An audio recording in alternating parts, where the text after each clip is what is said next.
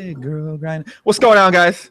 My name is Joey Ramon, aka Chicago Joey. Welcome to a brand new Poker Life podcast. I am joined today by a man who is debatably single-handedly responsible for making poker a lot more exciting, making poker celebrities or well-known personalities of different people that may have never had the chance to become it. A man who has helped make Twitch one of the first things we think about when we think about poker.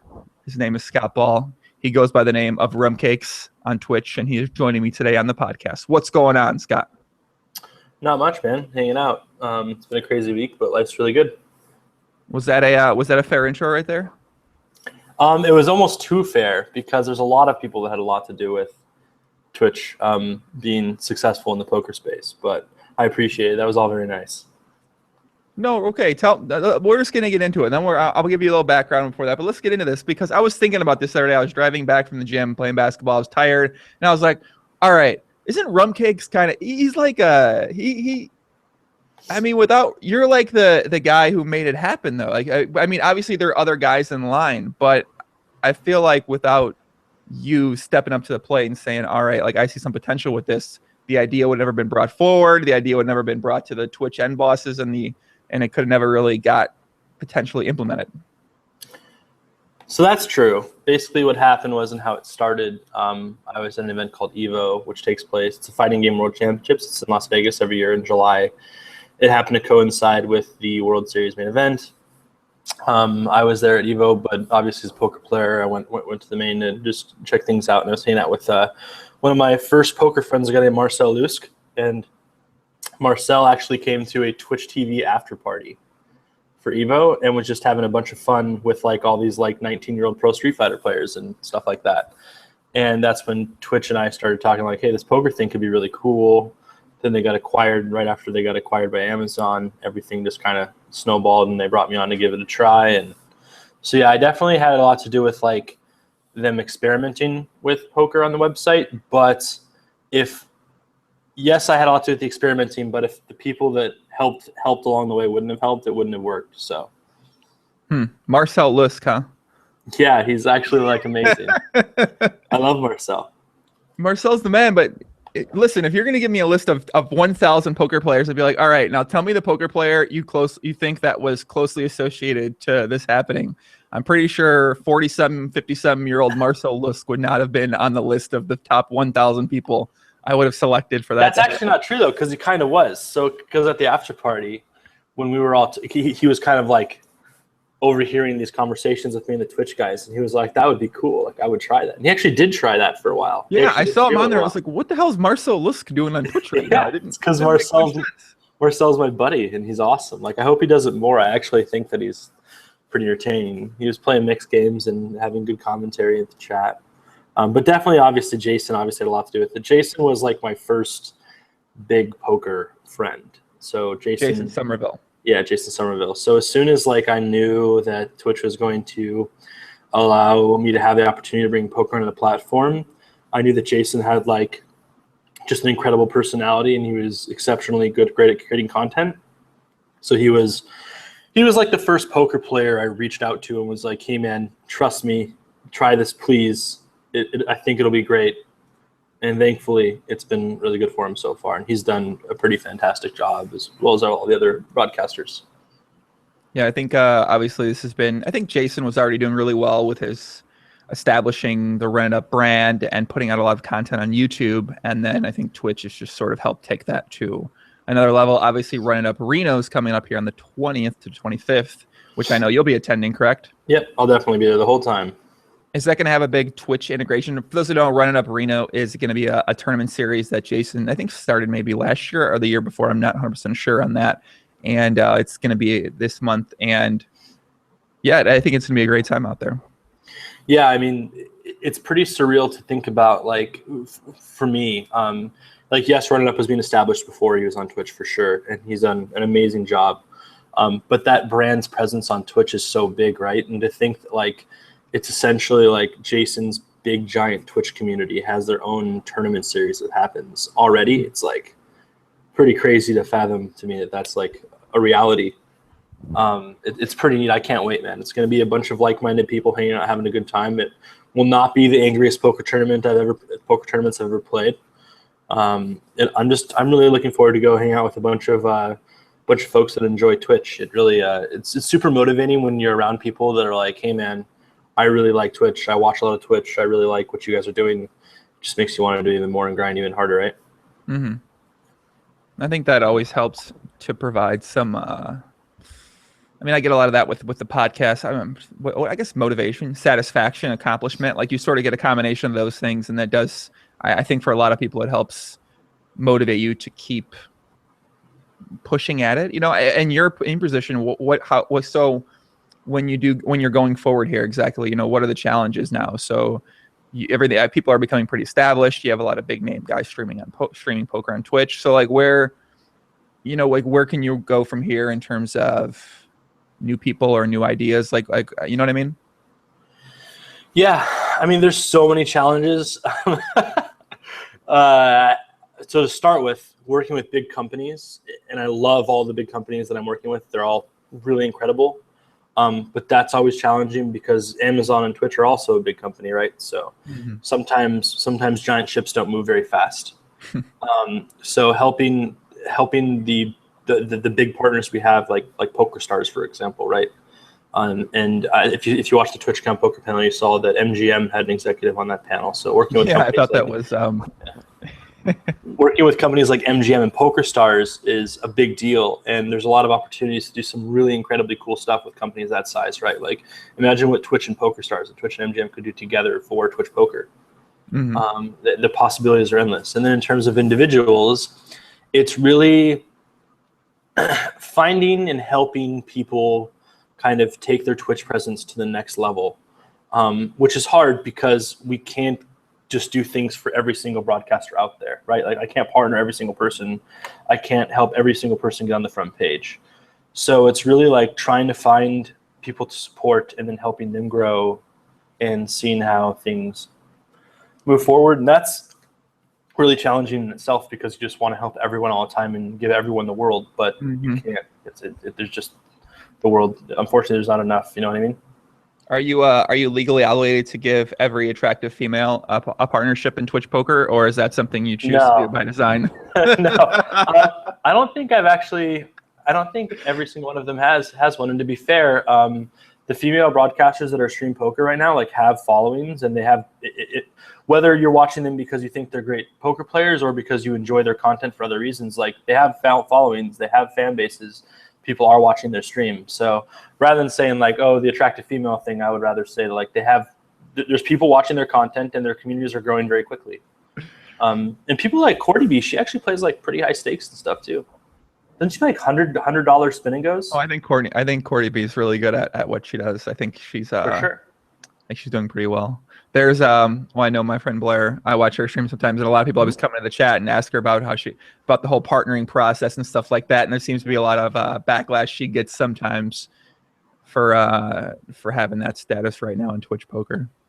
Yeah, I think that's really sad if that's the case, because there's a lot of people that are partnered in Twitch Poker, and she's not the only one that's getting partnered, right? Like there's people being partnered in the poker community all the time.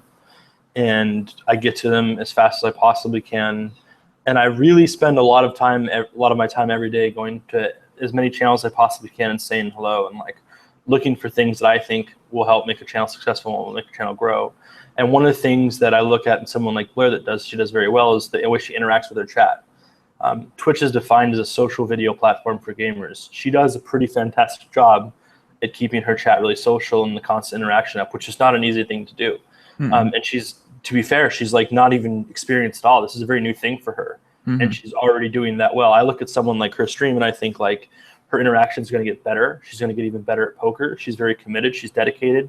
She has a consistent schedule. She follows her schedule. She's there all the time. Like there's really not a lot of reasons why she shouldn't be partnered when she's doing that many things well. And if you look at her community where it was, even to be honest, before I partnered, it's already like almost doubled in size, I would say, like since she's been partnered. So she's growing quickly. So people that give her flack, like that's sad because they probably shouldn't. They're probably in the wrong there. Yeah, you know people on Twitch, man. I mean, listen, let's talk about the chat boxes on Twitch here. People everywhere, not just on Twitch. I just know people in general. Yeah, that's true. That's a good point. That's a good point. Yeah. Any forum, anything. Yeah, people love to provide a very non-friendly atmosphere. I'm trying to think of like the best word to use to describe. And sometimes on Twitch, it seems like when there's so many people in the chat becomes a little bit overwhelming to really communicate with as the streamer or as someone else who wants to participate in the conversation with everyone else watching. For sure. And the first thing I would say is look at someone like Jason Somerville, right? What, in my opinion, not only is he a great poker player, obviously, as the tournament results speak for themselves. But if you look at the way he interacts with like 20,000 plus people at a time, it's pretty insane, man. Look at guys like Poker Staples. Look where he was a year ago when he started this, and look where he is now. Look how much he's grown as a person, as a broadcaster. His confidence level. Look, if you go back and watch his broadcast from a year ago, just look at his confidence level now to where it was. Dude, that's freaking awesome. Like that's super rad. So I think that yes, sometimes people can be toxic, but when you talk about that chat in that regard, but you have to also realize that if you have 1,000 people in your chat and 10 people are being toxic and 100 other people are typing, yes, for whatever reason, the way our brains are programmed, we're going to notice the toxic comments like first, but there's the people that aren't saying anything aren't being toxic, and there's a lot of positive things being said too. So like, I agree. You just have to take it like a grain of salt, and like, I just try to tune those comments out. Like when people insult you or people have negative things to say, like there's a reason they're probably not happy. There's a reason why they're saying those things they're saying, and I feel bad for them. I wish they had other things to do in their life rather than insult, a broadcaster or me for being who we are. Like I'm sorry that's where their life is, and I hope one day they're happy and they don't need to do that anymore. But I just think that it's important to not worry about that and realize that there's more people enjoying your content and loving it than there is that are being toxic and saying negative things, I guess. That's what I always say. If you're going to spend your time doing something, might as well spend your time like watching something you like. Like, why would you come into a chat and hang out for 30 minutes and hate the person or something like it? I know, right? Like, let me join this chat so I can just insult people for 45 minutes. It's like, no. That's actually not why you should be in a chat. If you're in this chat, you should be enjoying the content. And to be fair, and this is my favorite thing about Twitch, right, is the variety of content that's out there. Like, if you don't want to watch this podcast right now, because I'm on here for hypothetically, right? You can go watch someone else that's streaming poker. If you want to go watch someone, if you don't want to watch Poker Staples, you can go watch someone else. If you don't want to watch No Limit, you can watch somebody play PLO usually. If you don't want to watch someone play PLO or you don't want to watch Jason Somerville, you can go watch Poker Staples or Nanonoko, or Elkie. Like there's such a variety of content that if you're people that are in a chat specifically to be toxic, there's not very many of those people, right? The amount of positivity outweighs those people by so much. Mm-hmm. All right, guys, we are streaming this on Twitch, of course. Shout out to YouTube. And so did I don't think I really gave like a little. I don't want to do like, I hate doing live stories and like usually it's poker. Like, how can I give me your first $50? I deposited $50 and I became a pro in 2 months. Like, but we want to give a little backstory on you. So I mean, how did you become to be at the position on Twitch you're at right now? So you want like my poker background? No, I don't want the poker background. I want the very brief poker background. I want the very brief poker summary of it. But like, a little bit more about you as the person. You Rumcakes the guy. Here's how I got into the very brief TLDR. So a long time ago, I used to fight for like an income MMA stuff. I got kicked in the head really hard and the crap kicked out of me one time. I got diagnosed with epilepsy. When I got diagnosed with epilepsy, I got into video games and poker. I worked in the esports industry and competed in different games for a long time. Then I created a strong relationship with a lot of the executives and other folks at Twitch, became good friends with them. They knew I was playing poker while I was involved in the gaming space. And then we just started talking about poker, being on Twitch, and everything just kind of happened from there, really. So you got kicked in the head. Yes, I did. Fighting MMA. I did. I got knocked out cold. I didn't even know my own name for a few minutes. It's pretty epic. Yeah, video of this, Scott? I don't know. I could probably find a video if you want to see it. I wouldn't have video of it either. Don't worry. Even if there were, I wouldn't have any video. I'm sure there's video of it out there. It's not. I'm not ashamed of it. Like, when you put on 4-ounce gloves and take a fight on like a day's notice at 3 weight classes heavier than normal weight class and you lose, it's gonna happen. Like, was it just a standing kick and you just took it to the head and I got hit with a big hook and then like a flying knee kick thing as I was falling over out cold already. Eek. And then that was the end of my MMA career. And then I got into poker and video games. And I actually, so at first, like when I got taken out of the MMA world, I had been wrestling since I was 4 years old, and like it was wrestling and fighting was kind of my whole life. And for a while, to be honest, I felt like dead inside because I didn't know what to do, because I didn't know if I could ever be at a reasonable competitive level at anything in my mind again, because I dedicated my whole life to those two things, and now it was gone completely. I can never do that again. Bad for my brain. So video games and poker they didn't save my life because I wasn't thinking about doing anything like that, but at the same time they did a lot to bringing me back to the person I really am, and kind of making me grow as a human and become a man more so than a boy, I guess.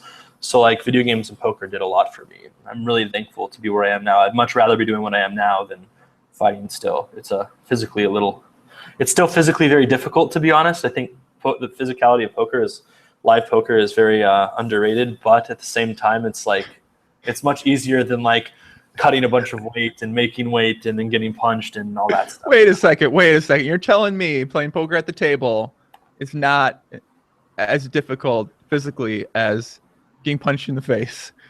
Yes. but it is difficult though. And when I say it's difficult, like when you're playing live poker seriously, say you're playing cash, right? And like you get into a bigger game and the game's good. A lot of times I have the mindset of like, I'm just not going to leave until the game is no longer good. And sometimes you're there for 20 hours straight. And there's people that have done a lot crazier things than that. And it's having your brain focus and sitting there and, for 20 hours plus hours and trying to stay sharp is much more difficult than I think a lot of people could actually fathom. As someone that's put in many 24-hour plus sessions online, I'm trying to think. I don't know. I never thought it was anything special. That's impressive. Well, no, you don't think it's normal. I guess it is. It is. When you think about it, I suppose. I guess it is. But how many other people could do 24-hour sessions?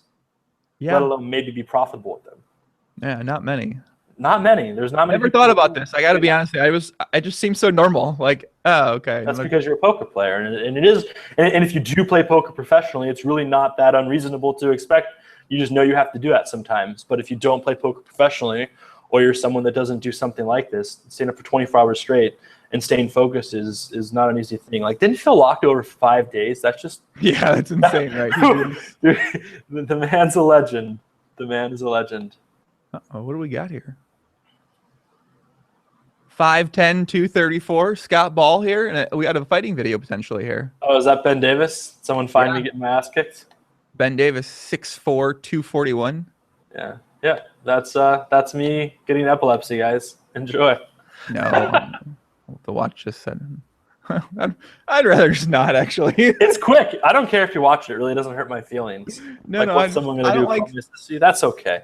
I don't like seeing fights where, like, I know the guy's going to get hurt in the fight, and I just don't prefer not to watch that. You know what I mean? And something about it. It really doesn't hurt my feelings. Like, no one, like for someone to insult me from fighting. I got paid to fight. It's okay. Like, a lot of people don't do that either, right? Yeah, like you got knocked out by a 6 foot, 250-pound dude. I'm like, okay, it's gonna happen to a lot of people. K1 kickboxer. And I normally fought at middleweight, which is 185 pounds. I took that fight on like literally 24 hours notice it was for a pretty reasonable paycheck for a smaller promotion because he's one of their headliners and his opponent backed out. And I called my trainers and was like, guys, I think I'm going to do this. And they were like, well, if you do this exact thing, it might work, but it might still be really bad. But if you don't do exactly this, it's not going to work. And then I went out there and I did exactly the opposite of what I was supposed to do immediately, and I got punished. It was pretty sweet. He exploited your weakness. I mean, he may have just played to his strengths and at the same time exploited your weakness. And then, yeah, I mean, it's all good. He's actually a pretty good friend of mine. So It was not the highlight of my life, but now I'm glad it happened. I wouldn't be here if it didn't happen. So, it's a blessing in disguise, right? absolutely. I look at it as everything like that. Anything bad that happens, I look at it as a blessing to do something else or focus on something else or work towards something else. Positivity is a powerful thing. Daniel Negreanu, 2014, 2015. What was this quote? State your intentions and it will come. That's interesting. Daniel definitely has a very positive outlook on everything in life, and I respect that a lot. He's been streaming a lot on Twitch too. It seems like you've done a good job. I don't know how active this is because of you or just like so that people want to do it, but getting these bigger name guys and getting them on Twitch. So I'm more active with some of them than others. Like me and Phil have become pretty good buddies. Phil Hummus, I would say for sure. And I was literally at his house the day before he streamed the first time, helping him set up his computer and like making sure they were good to go and helping moderate his chat the first day. But Daniel actually, we hadn't spoken very much about it. I had spoken to his agent a little bit directly. And he actually did it almost all on his own, which is super Wait, cool. You're telling me Twitch wasn't responsible for him pissing in the bathroom on camera and laptop? No, we were not. Sure that wasn't Scott Orders of Scott Ball. I was not responsible for that glorious moment. It was fucking great, man. He brings the laptop to the bathroom and then pisses in with the. It was pretty legendary, man. Like, I actually didn't know it happened, and I showed up to the office the next day because I didn't see that part, and everyone was like, "Did you see Daniel Negreanu piss on stream?" And the first thing I think was like, "Oh my god, he totally just whipped it out on stream, peed. Everyone saw, and this is gonna be terrible." And they were like, "Dude, it was hilarious." And then I saw the VOD, and I was like, or the VOD, and that it was like the closest thing you could possibly do to violate the TOS, but like not really. And it was just like, oh my gosh, Daniel, only Daniel Negreanu can like find a way to push the envelope, but be that good about it the first time he's ever streamed before. It'd just be perfect. You know what I mean? Yeah, I'm surprised I didn't get a DMCA takedown from that bathroom incident there. No one's even gonna understand that reference if they didn't watch the W Coop main event final table stream, unfortunately. But it's a really good reference. Oh, dude! By the way, I was so stoked that I saw that Coldino guy won while I was working the rest of my day. That's freaking amazing. That's all I want to say about that. But I started watching him try to do a deal like every 5 minutes, and then he just randomly wins. And Coldino 7, the W Coop main event winner for 1 point. 3 million. 3 million. Yeah. What? No, I think it's less. A million something. He had 30K lifetime winnings and won $1 million something, right? Yeah, it was awesome. And he did an interview with PokerStars blog, and he was like, I want to stay private. I woke my girlfriend up, and she hates poker. And all this. It was like he's like, my tactics were I was going to try to talk about a deal. That way people would think that I'm this nit type player who wants to lock up the money, but really I'm crazy. That was my tactics, he said. No. That's what he said. Hey, no. I mean, I don't buy it. Yeah, I think he might have got lucky with his fun player moves. I think that's more so what happened. Because I watched the replay back with whole cards up that Tuckman did a commentary of, and he was making some fun player moves. Let's put it like that. Yeah, he's a boss. He's the best. He won. It was amazing. I like how he says my girlfriend hates poker. It's hard to hate poker after you win 1.3 million or whatever it was. Yeah, I think he said something. I mean, this might be a shock to some people, but I believe he said, after I won, she's a little bit more okay with poker now. I'm like, yeah, no shit. Let's do that for a woman, right? Yeah, I mean, that'll generally change people's acceptance of what you do, I guess. It's weird how that works, isn't it? If you're a poker player and you don't got no money, your family looks at you like... What do you mean all poker players have millions? Isn't it like every poker player in the world just has millions of dollars? Yeah, did you see him playing tournaments on TV? They played a $500K buy-in tournament at the Aria. You don't mean telling they those all guys have millions. Exactly. Every single person that plays poker for a living has $1 million+. That's actually my favorite misconception in poker. Do you get that misconception a lot? Because you deal with a lot of guys who are, I feel like they're smart people at doing pretty cool things, probably in their fields. When they see poker players or they see these things, what are some common misconceptions that they have for poker players? That all poker players have more money than they actually do. Not that playing poker is not a very good living. I'm not trying to say that, but not every single person that plays poker is a super millionaire. A lot of people, I would say, don't understand how much of a skill game poker actually is, and that's a misconception that I really hope long-term Twitch can help break.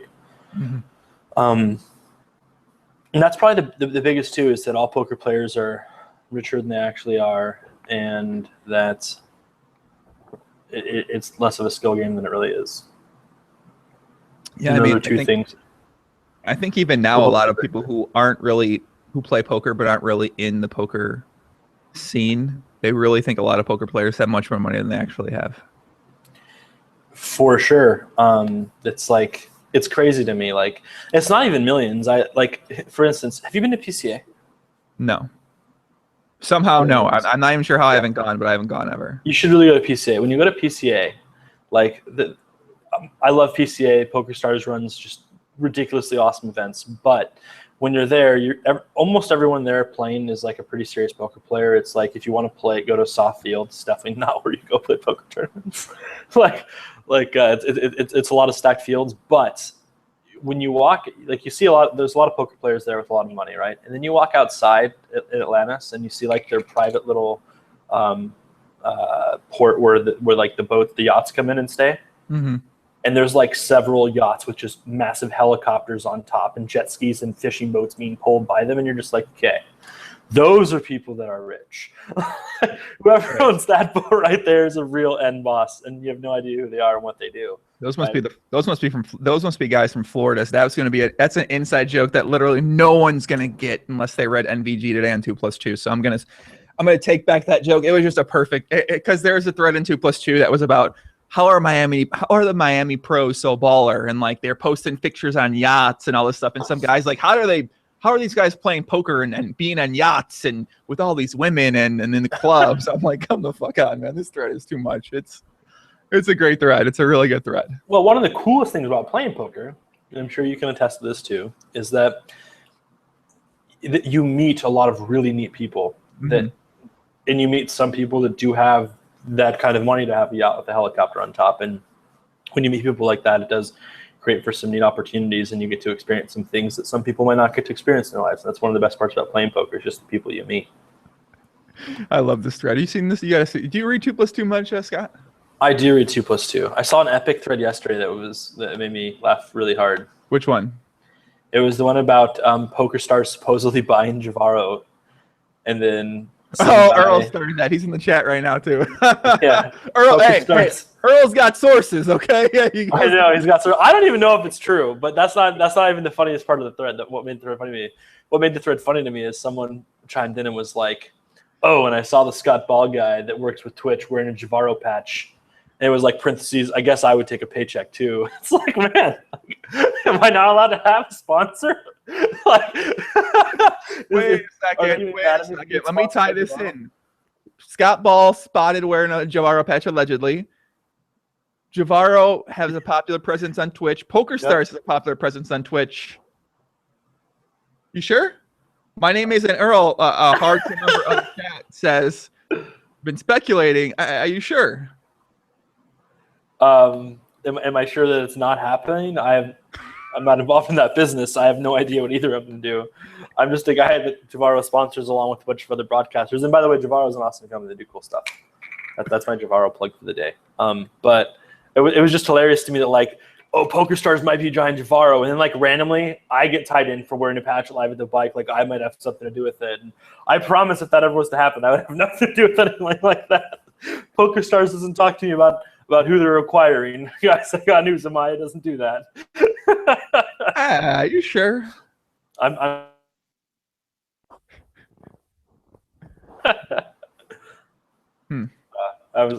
it's so funny, man.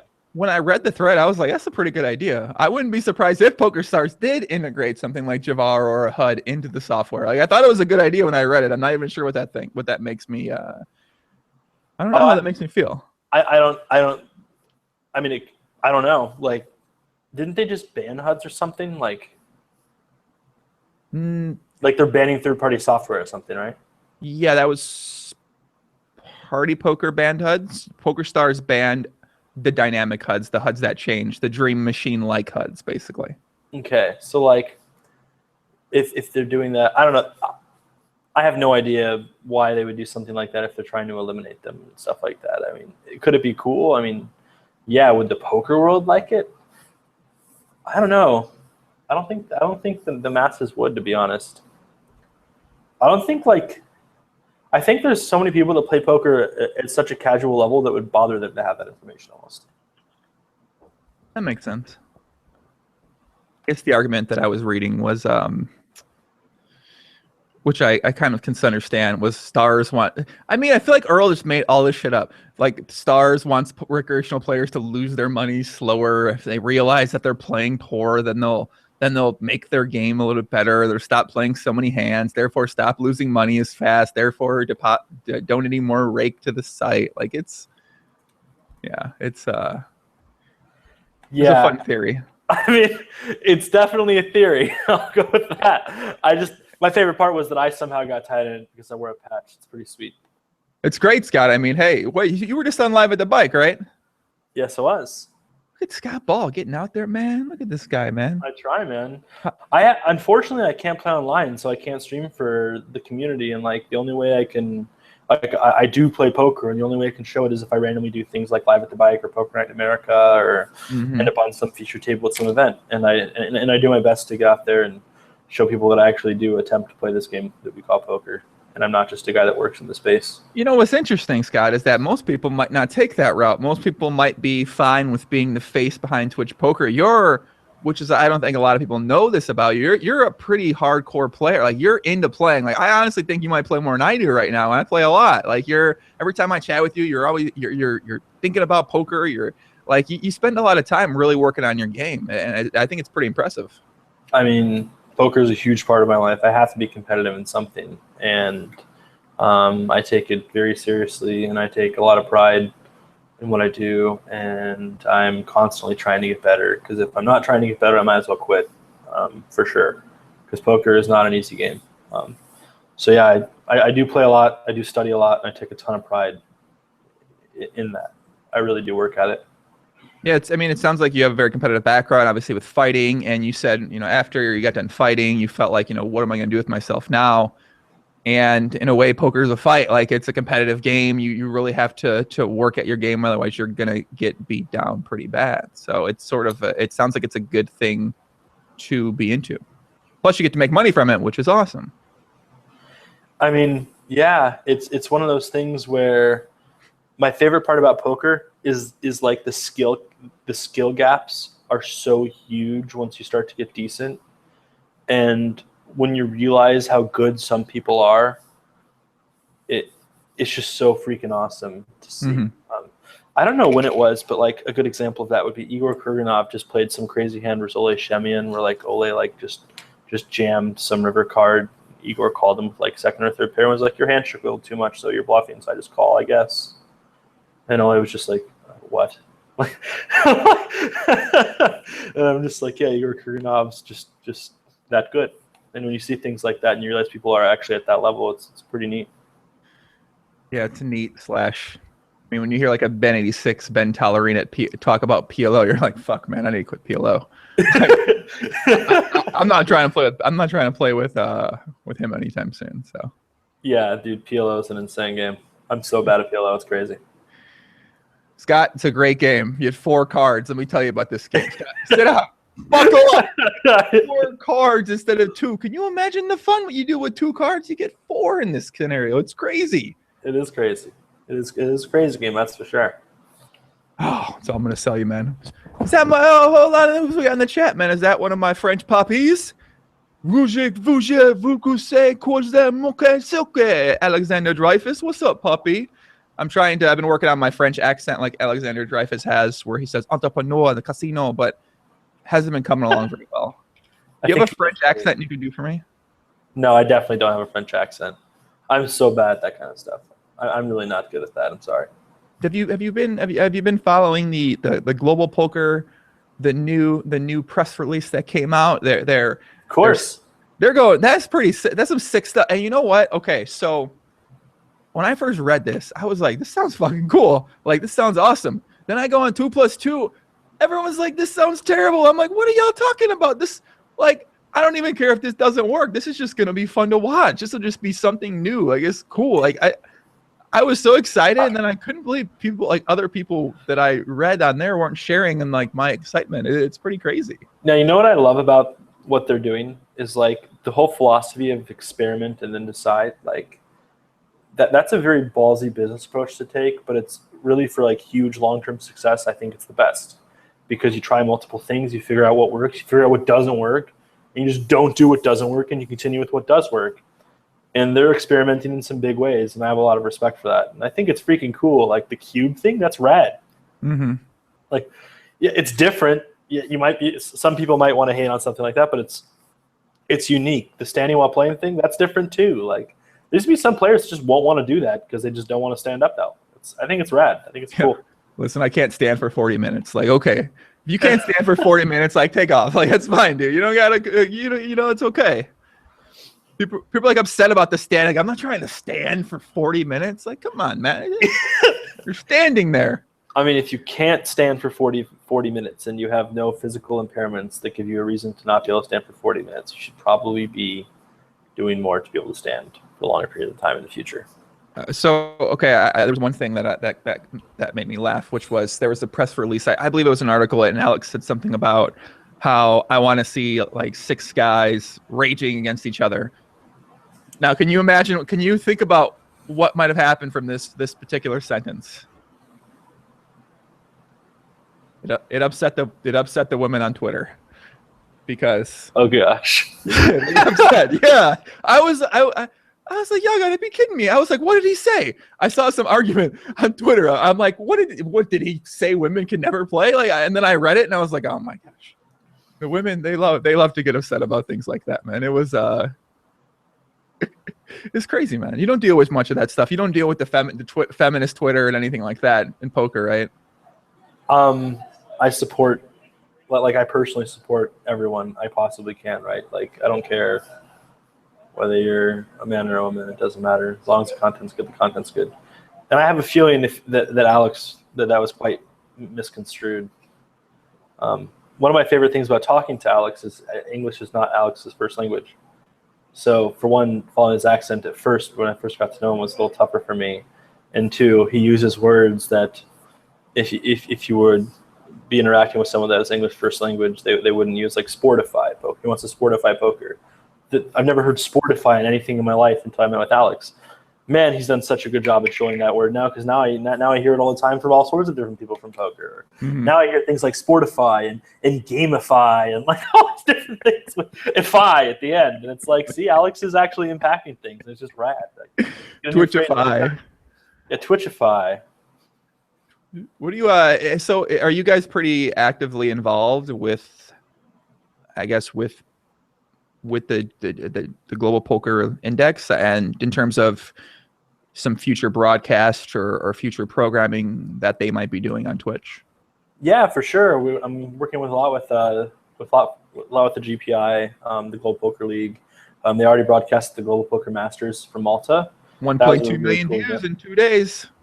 That was actually a pretty rad event. It was pretty fun to see firsthand. Like the amount of pride everyone, like all the players, were taking for just the country reputation thing was pretty rad.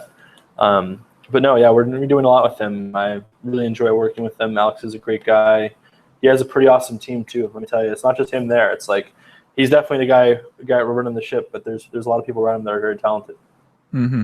I think that's usually what it takes to become successful, right? Is to have a team of people sort of helping you along the way. Dude, there's hiring the right people and finding the right people is very, very difficult. Very, very difficult. That's a skill set in itself. Do you have people that work under you at Twitch, or are you? I do, yes. Ooh, who do you have people that? What do they do for you? So I manage the community development department here. So we have like a League of Legends person, a charity person, a speedrunning person, just various communities like that that we're working on developing and growing that work under me here. So what kind of stuff can you do in that department? Like where are you just thinking about ideas? Are you writing things down? Where do you like how do you do your job? So like, how can you do it better? How can you learn how to do it better?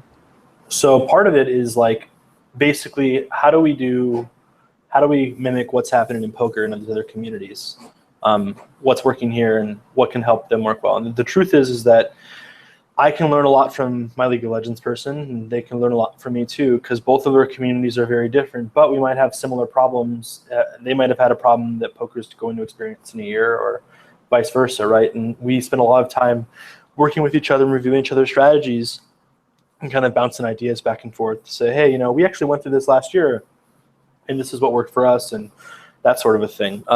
They're community-driven initiatives, less esports-driven initiatives. So it's not about like the tournament-wise in my department, but more about like developing the communities and creating things for actual like community folks to take part in and enjoy. The way that department is measured is by games growing and by broadcaster wealth growing. So it's cool, man. I'm super thankful. My team is awesome. They do a great job. Yeah. I'm super lucky to have the people I have. This is one of the big reasons I love Twitch, Scott, is because right now on Twitch in the chat we have Alexander Dreyfus who is spearheading the sportifying poker movement, and then you have a guy in the screen, Chicago Joey's huge dong, engaging in conversation. Like, where else can you get that besides Twitch? I mean, it's you know what I'm saying, man? Well, I thank you for bringing this moment to my life. I really do, because without you, I feel like this moment wouldn't be happening in my life right now. Honestly, I have to thank you a lot. That's possible. Thank you. No problem. Where else can you get Alex Dreyfus there's probably times where poor Alex wants to just clobber me for creating these opportunities for him, Oh my gosh, dude, it's so it's just you don't get to have many you just don't get moments like this. Jonathan says it's Scott ball related to a Rust ball that is from Philly, California. Nope. Sorry. No. Okay. Short answer. Mark had a good question. Mark Kennedy. Shout out to Mark Kennedy, Full Tilt Pro. He also streams on Twitch too. He asked a question way earlier that I wanted to bring in. He said top 5 tips for people streaming poker. Where does he see the short term and long term of Twitch poker being? Sure. So top 5 tips. Consistency would be number 1 for sure. Like just having some sort of schedule. You don't have to stream 7 days a week, 8 hours a day, but having some sort of schedule is really important. You kind of want to treat Twitch as almost like a TV show. So like the only TV show I really watch is I'm a huge fan of The Walking Dead. I'm one of those nerds. So I know when The Walking Dead's on every Sunday at 9 p.m., I can catch it. I can watch it. I'll be sitting on my couch if I'm in town, and I'll be watching The Walking Dead. Now, that being said, I know with certain streamers I can log on tomorrow at 1 p.m. and they'll be there. So it's important to have some form of consistent schedule. 2, focus on being you. When you're not yourself, you're not comfortable. When you're not comfortable, it will show. 3, have fun. If you're having fun, that shines, and people want to be around positive individuals. They don't want to be around negative folks, really. And just have fun and be happy. 4, don't put yourself in bad situations. Like people don't have to play high stakes to be successful on Twitch poker. Jamie Staples is a prime example of that. He's one of the biggest poker broadcasters we have. When he first started streaming poker, when he first started streaming, he was playing like $11 tournaments. Now he's playing like 1Ks, but he gained his following playing $11 buy-in tournaments. And so he never left his comfort zone, really, I would say. And I think that's super important. Number 5, try to be unique in a sense of like, this also comes back to being yourself a little bit. One of the things that will make people watch you is how they connect to you and how they relate to you as an individual, which is being yourself. And everyone's different. So be unique. If try different things, experiment. Streaming poker on Twitch has not been figured out by any means. There's going to be several different innovations over the next few years that I won't come up with that Mark could come up with. A broadcaster will do something, everyone's going to go, holy crap, that was really awesome, and everyone's going to try to mimic it. So don't hesitate to experiment and then, see what works and what doesn't. Logan on YouTube said top 5 ideas. Like a year ago, this would have been a good idea. I completely disagree. I think that the Twitch poker is still so new that there are still opportunities for many more people to become established on Twitch. You're so right. It's not even close. Like, let's use yourself as an example. You've been streaming on Twitch for not very long, right? I'm a cheating example. I already had a big following on a debatably decent sized small following on YouTube. And you're doing well. Look at people like Blair. She hasn't been streaming super long, and she's growing very quickly too. Like there is never like Twitch poker will never at any point be like, oh, it's so big, there's no way I can make it. It just it doesn't work like that. Just come here and be you and work hard, and anything can happen. As soon as you tell yourself like, oh, I can't do this because, just don't bother trying because you've already failed. Period. Anytime in life where you say like, oh, I want to do this, but I can't achieve it because just do something else. If you have already said it can't happen, you've already failed. So if you have that mindset, for sure. But I think that's so far from true. It's not even funny. I agree. I think there is a huge opportunity out there for people. But the thing is, it's not easy. It doesn't come overnight. Like, it's not like, all right, like I'm unknown in poker completely, snap my fingers. There's 100 people watching my stream. Unfortunately, it's going to take a while. And that's even happened, by the way. Even that has happened in poker at one point now with poker on the site. Sticky Rice was like a random person that no one had ever heard of. Oh, Sticky Rice is a legend. Turned on Bovada stream and made a bunch of money and just exploded, right? So the whole like I just turned on my stream and randomly have a bunch of viewers, that's possible, but it's not the right approach that you want to take for long-term growth, right? It's not very consistent. Putting your whole roll on a table and hoping it works out is not the necessarily best approach to growing a fan base and stuff. But anything is possible. Like there's so many different ways to make it happen. And like I said, I think that people saying though Twitch poker has already been figured out, no, it hasn't. Like, for one, live poker on Twitch is not near as big as it should be. If I look at any esports event, so I look at League of Legends, right? What happens is like Riot Games is having their World Championships. By the way, if you're a poker fan and have never watched an esport before, you should definitely watch the World Championships for League of Legends. The production value is really insane, and it's really an epic thing to see and just check out. It's on late at night right now because I think they're in Europe, if you're in the States. But anyways, you look at those events, and they have tons of viewers when they're live. The events go offline. There's less viewers in the directory. Then the pro players go home and they start broadcasting, and there's still a following there. But when the events are live, that's when the directory is its biggest. Poker is the opposite. When the events are live, the directory is at its smallest. Like, that shows you how little poker on Twitch is figured out to begin with right now. There's so much to grow, so much room. I think I'm just thinking about live poker in general, and I mean, I think it's sort of over time. It just gets boring for a lot of people to keep watching. I think just keep watching. Well, I don't think live poker has been done right on Twitch yet either. What do you think could be considered the right way to do it, or more entertaining at least to experiment? Like, so Poker Night in America started to do this with like putting a bunch of familiar faces and broadcasters and myself on the show, because that's who the Twitch community knows, which was a great idea, but they had a lot of technical difficulties. So I think if they wouldn't have had the technical difficulties they had, that could have been a massive, massive success. I think that when it comes to showing live poker on the site, that a lot of our users are new to poker, and they might not follow it to the point yet where they just know who Dominic Penka and Igor Kurinov and Fedor Holtz are, right? Because they haven't really streamed. But they do know who Jason Somerville is. And I think if they go to a stream and they see a live event and they have a familiar face to root for, a familiar voice to listen to, I think that will make the live events much more successful. Because if you're a Twitch poker fan and don't know all these guys, like, do you really want do you really care about a bunch of people that you don't actually know winning this money? No, but if it's someone you care about and someone you feel invested in, it's much more exciting. Scott, you just made one of the biggest positives I see for Twitch, and that I see Twitch does, is that, over time, back in the day when poker first started really coming on TV, you had a lot of these personalities that became very popular in poker for their personality. And that sort of went away. And I think if Twitch was around 3 years ago, like this scene would just be so much different right now, because you'd actually still have these really popular poker players who are also, and newer popular poker players who can sort of build up their profile now by using Twitch as a big way to do that. Like you take a guy like Elke right now. Like before Twitch poker, Elke was popular, but I mean, you could say that his popularity in the poker was sort of, dying away just because he's not on TV. He's not really doing much, but now he's on Twitch so often that now it's, he's starting to revitalize that. He's starting to grow and grow. Nano Noko, I think it's helped Nano Noko out a ton too. Like, I think it's just such a great platform to, if you're already an established poker player and you really want to become more of a face in poker, or you want to become, I think it's great. I think that's one of the biggest things it does.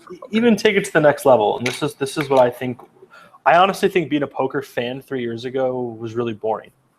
And I'm not trying to be negative when I say that, but here's why. I think that if you were a poker fan 3 years ago, and say this year, say I'm from Poland hypothetically, and I think I'm Phil Ivey's biggest fan in the world. I'm going to fly the World Series of Poker at some point this summer, and I'm going to meet Phil Ivey. I'm going to shake his hand and get an autograph. That's my goal this summer. Phil Ivey will acknowledge me. I was at the World Series the entire time, and I actually never saw him. Like, I literally never saw him a single time. I know he was there. I know he played the main, but I never saw him. So, there's a chance I could go all the way out there, fly out there for Poland, and never meet him. What Twitch does different is it gives you the opportunity to actually meet and interact and be acknowledged by these players. So it gives poker players and fans a way to actually connect on a much more intimate level than they ever had before. You can go on Jason Somerville's chat and say, "Hey, Jason, it's really nice to meet you, man. I've been a big supporter of yours for years. I think this thing you did 10 years back was really cool." And Jason go, "Hey, man, I really appreciate that. Thank you. Thank you, Joey. Like, I really appreciate that, man." Now Jason's acknowledged your existence. He said hello. That is special. That's a way for you to connect with Jason. It gives pro players a way to connect with their fans at a much deeper level, which is what I think is the biggest plus for poker and Twitch is for the pro player wise. It gives them a way to really connect with fans and like really kind of develop those relationships. That's, if you look at esports guys as a whole and look at the average, the average LCS player's Twitter following versus the average poker player's Twitter following. I'm a betting man. I'd be willing to wager the average LCS player has a much higher number of Twitter followers than the average poker pro. Reason being is because they've been on Twitch forever. Their audiences are already so interactive. They're already so supportive, and they're already into that social media game, right? Mm-hmm. So it just gives these poker players a way to really grow their fan base and really connect with them on a whole nother level that wasn't there before. Maybe I need to start playing League of Legends. That's where all the honeys are at, right? And so Jason Somerville said all the honeys are in League of Legends. I think that's the game Jason plays a lot, actually. I think he's actually pretty decent at it, probably. But there's other popular games too. Counter-Strike's really big. Dota's really big. Hearthstone's really huge. Hearthstone's another card game. RNGesus can save you in that game too. It's pretty sweet. How was TwitchCon? Was this the first TwitchCon, or was this the second and third or fourth TwitchCon? It was the first one, and it was epic. I was blown away. So disclaimer, I had very little to do with set up TwitchCon. All I had to do for TwitchCon was what? No. Listen, he's lying. He set up the whole entire TwitchCon. He organized everybody. The people that set that up, they did a freaking amazing job because the event was really awesome.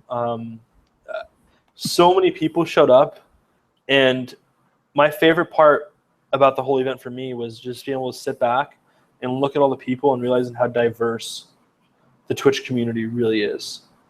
There were so many different kinds of people there. It was incredible, man. It was pretty neat. I highly recommend going to TwitchCon in the future. I was so tilted I didn't go. When I saw everything there. I saw the photos. I saw there was allegedly 30% women there. I got excited, I was like, hey.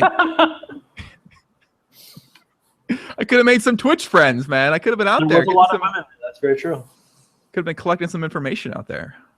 You could have been. Actually, that was probably one of the other big highlights for me in the trip was like watching all these broadcasters attend these panels, and it wasn't like only big broadcasters were on the panels. It was like big broadcasters attending panels with other broadcasters that they respect to try to learn from them and gain their information. It was really neat. That's pretty cool, man. Do you have a craziest experience that happened there for you that you can talk about? Yeah. So we played a home game at the office after the panel. Oh yeah, this is a good story. With like me, Helmuth, Nanonoko, Poker Staples, Elke, a few Twitch folks, and Sticky Rice. And we were playing the Do 7 game, and Sticky Rice Do 7 someone said something vulgar, jumped up on the table and started dancing in the middle of the home game. And everyone was super speechless, and then everyone started laughing so hard. Like, I was crying from laughing so hard. So, played a home game with Sticky Rice. He danced on the table. It was legendary. Home game with Sticky Rice is legendary. One, because he may not be the most GTO approach-based poker player, and two, he's a fucking legend. So, well, I mean, I was at a table with Sticky Rice and Phil Hellmuth at the same time. I know. How, like, when will anyone ever get to say that statement again in their life?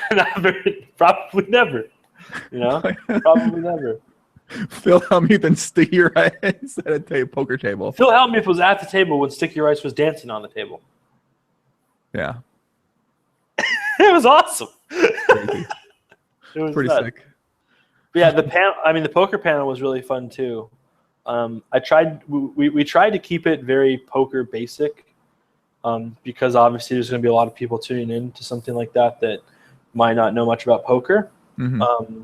And we try to talk about a lot of the similarities between poker and esports and poker and video games, because there actually is a ton of crossover there. Why were the two guys there that don't stream on Twitch? The MGM guy and the PokerStars guy? PokerStars guy, yeah. Sure. So MGM guy was there for a few different reasons, but one, we're going to be doing stuff with him. He talked about it a little bit. I can't go into details. But I thought it would be, and Steve Day is the ambassador to the video games industry for PokerStars.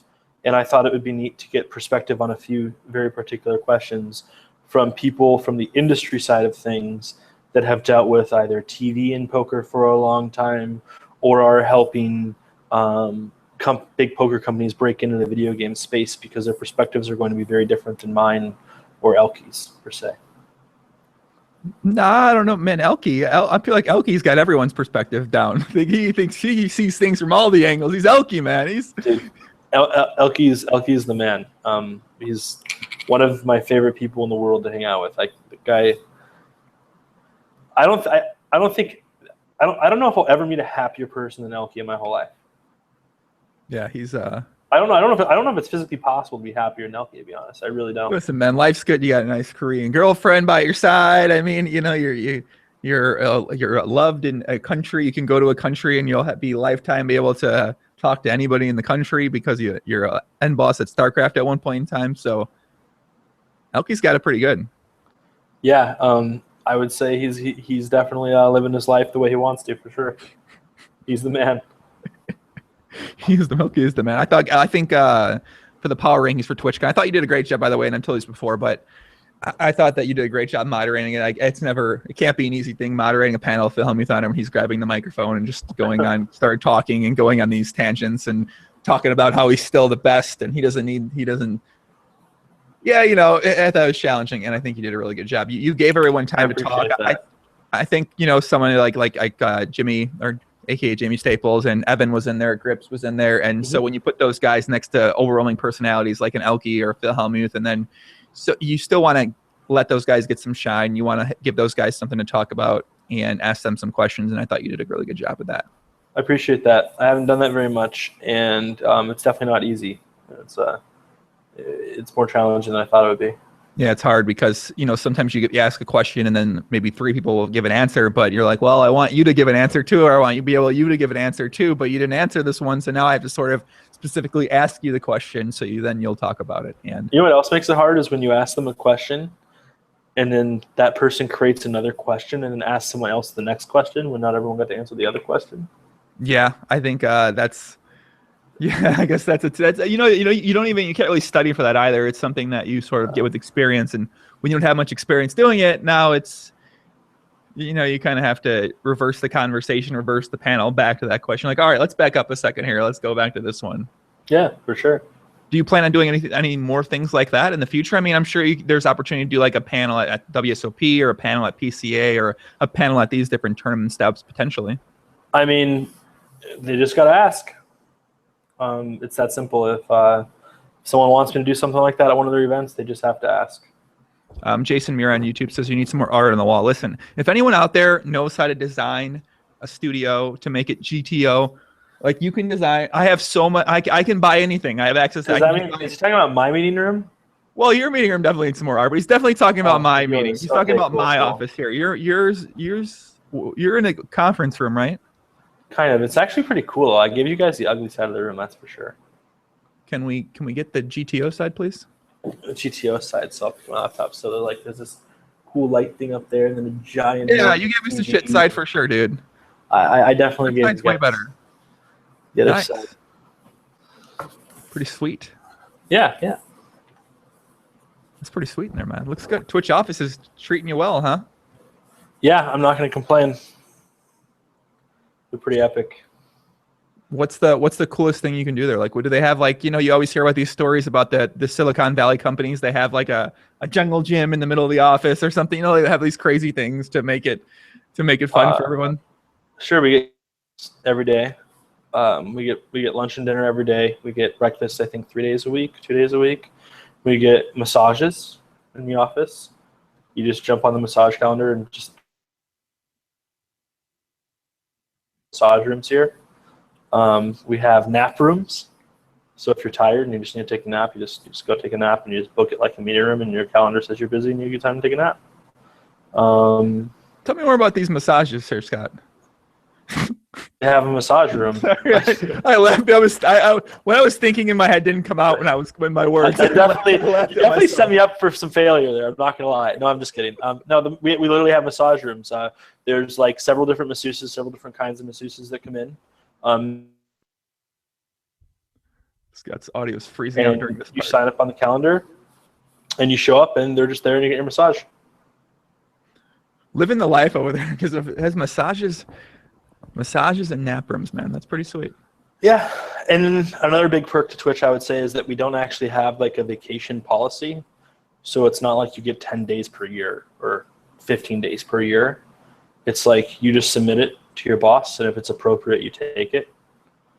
So it's not really people don't take it for granted for sure. But if you need to go on vacation or if something happens, you need a break, it's there, and there's no pressure. The environment here it's pretty incredible, man. I'm super blessed. That seems like the new trend in these businesses is that more vacation time, the hours for work days are sort of cut short. The thinking is behind this increases productivity, increases morale, happiness in the staff. I mean, so we also don't have a start time. Like my department doesn't have start times to be here. You're just here when you're here, and you leave when you leave. Cool. There's like we appreciate if you're here by this time, of course. But if you're not at the end of the world, just have a reason. But essentially, like I think it actually does work that way. I think if you hire the right people to do the job and they're passionate about it, and you tell them to just get their work done and not exactly tell them what to do every day and let them do their thing, you will get more out of them, and they will be appreciative of that freedom.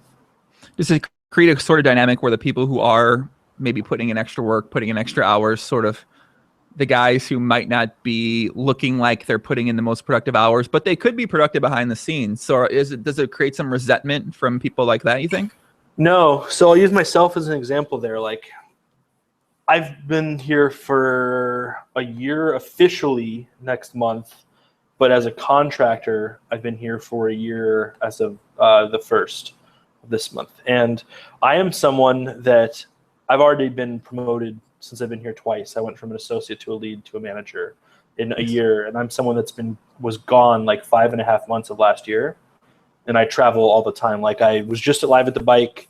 I'm here for a few days. Next week I'm going to miss one day at the office because I'm going to do some WSOP Europe stuff with David Tuckman, I think. And then I go to Reno for Jason's Running Up event for a week. Then I come back for 2 days, and then I go to Jacksonville, Florida for WPT Best Bet. So it's like I'm gone all the time, but I've proven that I'm capable of doing these tasks. So they've actually promoted me despite the fact that I'm not here all the time. Mm-hmm. And I think that shows that there's not really a resentment. And even the people on my team are quite understanding of that. And as long as you're there when people need you to be there, and as long as you answer your phone if someone really needs you, it's cool. So you're not really working with other people from these other departments. You might see each other, but you guys aren't really working like directly together or competitively or anything like that, it sounds like. So it used to be not against each other, no, but I work with them a lot. There's a lot of constant communication between me and lots of departments here. I need their support in a lot of things, right? Like, so things like contracts and stuff like that. I'm obviously not talking from the legal standpoints of contracts. We have a legal team that does that. So I work with the legal team. I work with the sales team on things. I work with the marketing team on things. I work with the content team on things. I work with a lot of different teams here. I just don't need to see them face to face to have those conversations. We do have lots of conversations face to face when I'm here. Like today, I'll be here for I'll be at the office for 10 hours. I'll be in about 8 hours of meetings. But that's because I was gone for a bunch of the week and stuff. So I do have those face-to-face interactions. I do work with them a lot. But when I'm gone, we just have phone calls and we just send emails and do that sort of thing. Doesn't sound like the worst job, Poppy. It doesn't sound like the worst job. I could think of worse jobs. I definitely do not have the worst job. Confirm, not the worst job here, guys. Let's give a couple of shout-outs, man. We haven't given a couple of shout-outs. Let me see what we got out there. Jason Muir, what's up, Poppy? Michael says, I don't know what that means. Jonathan, what's up, Poppy? Rafi Duzmaniani, Poppy. Kush Shrain, how big was the pot when Sticky Rice jumped on the table? Probably like $500 or $600 based off the game we were playing. Very nice. Tyler Ben says the late night dance concert at TwitchCon was pretty cringe. I could only handle 3 minutes of it, but oh my God, it was tilting. Why is that? What happened? I'm sorry you weren't able to watch people having fun. I don't know how to respond to that. Michael says, tell Cake. Now you're just Cake. Tell Cake it's better to add an ignore button to each viewer that everyone can select who you want to interact with and not give that role to mods. Example, I can ignore an annoying person in chat. That sounds like a great thing to tweet at Twitch support. Like a suggested feature. That's one thing about Twitch, that they take suggested features very seriously and they do read them. So like if you have ideas like that, let them know. I try to remember all of them, but like when I go away for a week, I get 100 different things suggested and it's hard to remember everything. Yeah, I think you can ignore them. I think you can ignore individual people, right? In the chat, you click on their name and ignore them. Yeah, I do that all the time when you get the whispers like I wanna fucking kill you. Like, all right, I'm gonna ignore you now. Like, you can definitely click someone's name and click ignore. I get those messages. I get the weirdest about whispers. It seems like whispers never used for a positive thing. It's always used for someone telling you to like that they want you to die or something like that. So there's definitely been feedback that has been passed on from the poker community to our product team about whispers. Has the feedback been positive? The spoilers thing needs to be addressed, and they're finding solutions for that. Oh, yeah. Mark said short and long-term future at Twitch poker. That's such a hard question to answer. Okay. Perfect world, short and long-term future at Twitch poker. Perfect world, short-term future. So in the perfect world, short-term future, we're helping people build similar brands to run it up, helping broadcasters, grow to Jason Somerville's size in the Twitch poker community. Perfect long-term future will be not only helping broadcasters develop like that, but helping the big poker companies enter the space and really make big waves. Like Twitch's goal, so I can be very transparent with Twitch's goals in the poker industry.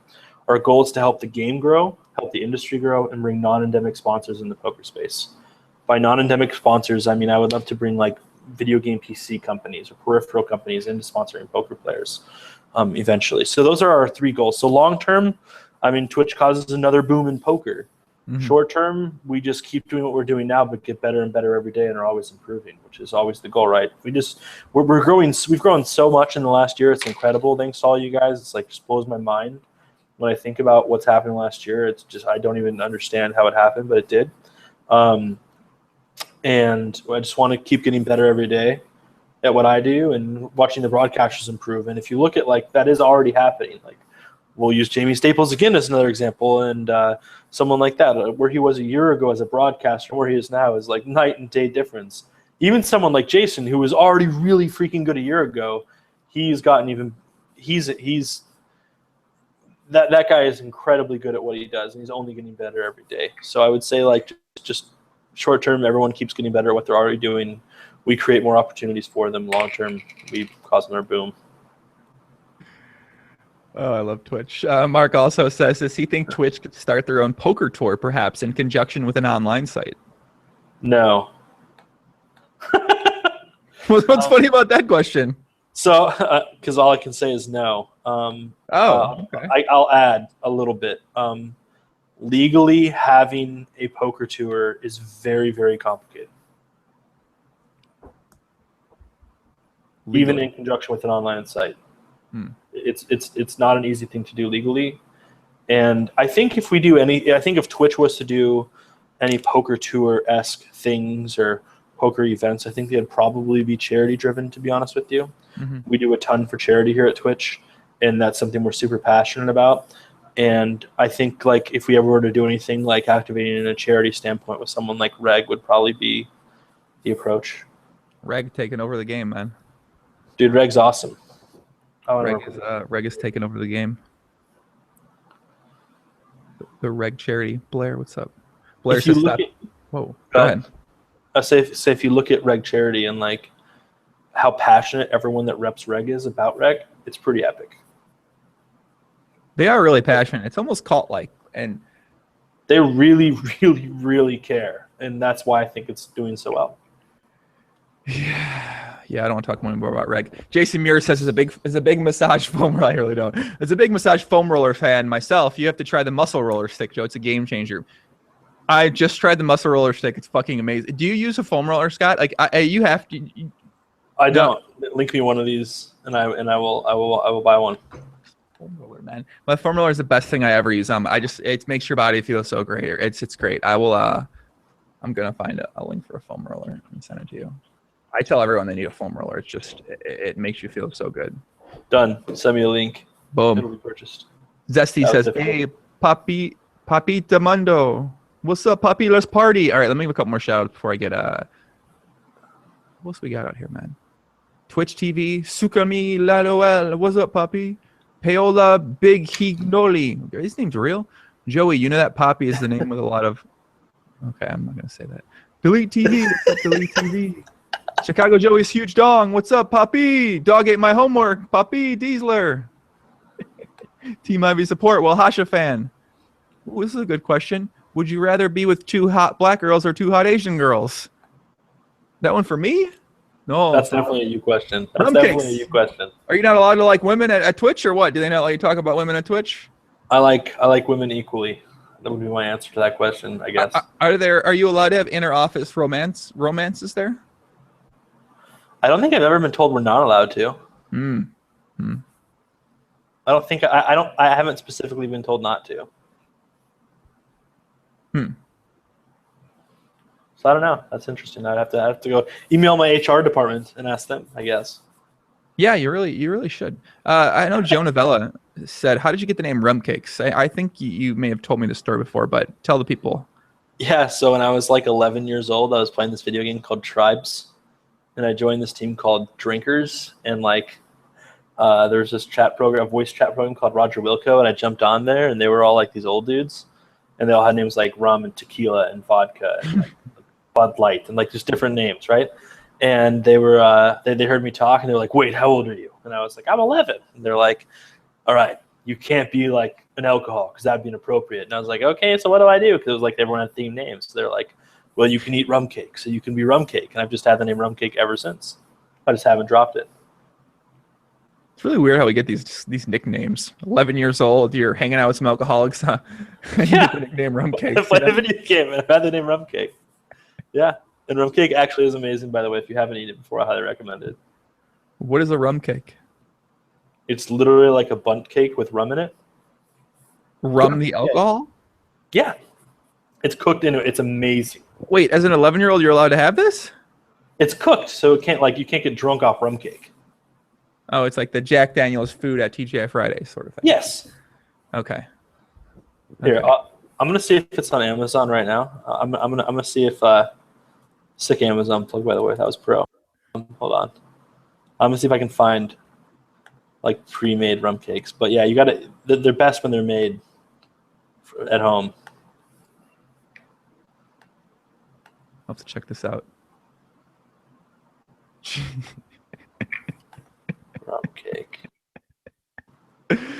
Somebody on Twitch told me that someone's having a live DJ right now.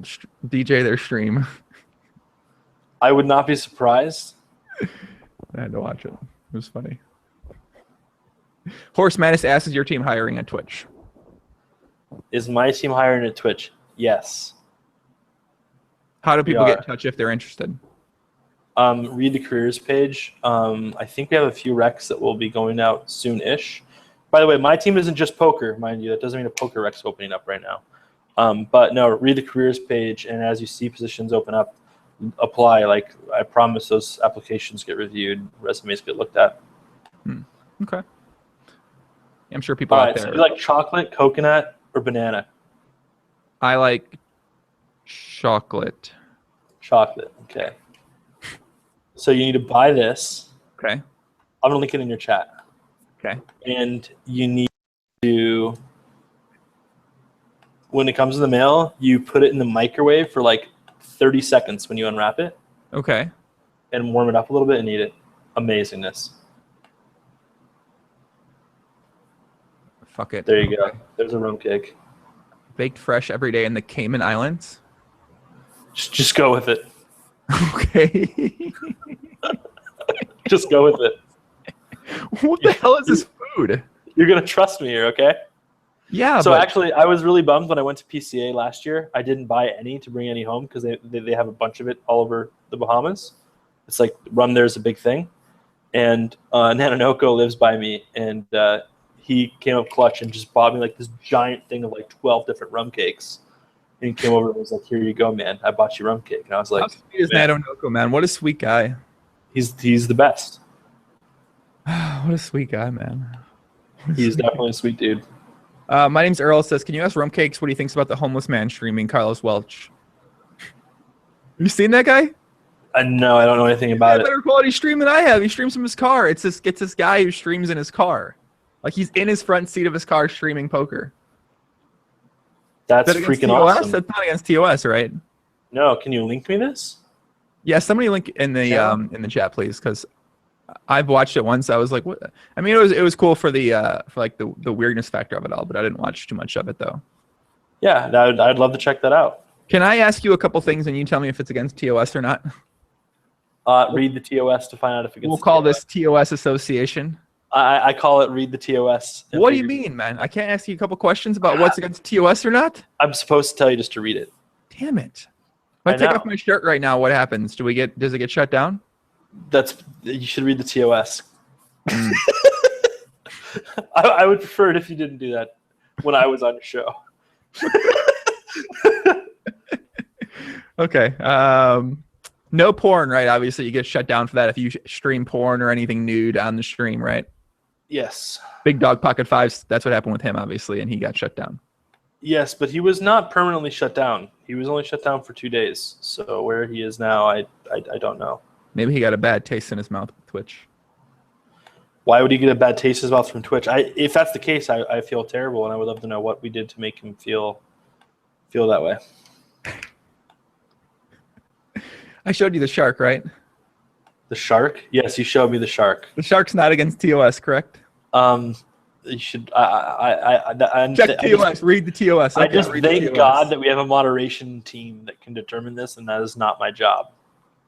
You think the shark is against TOS? Then it sounds like.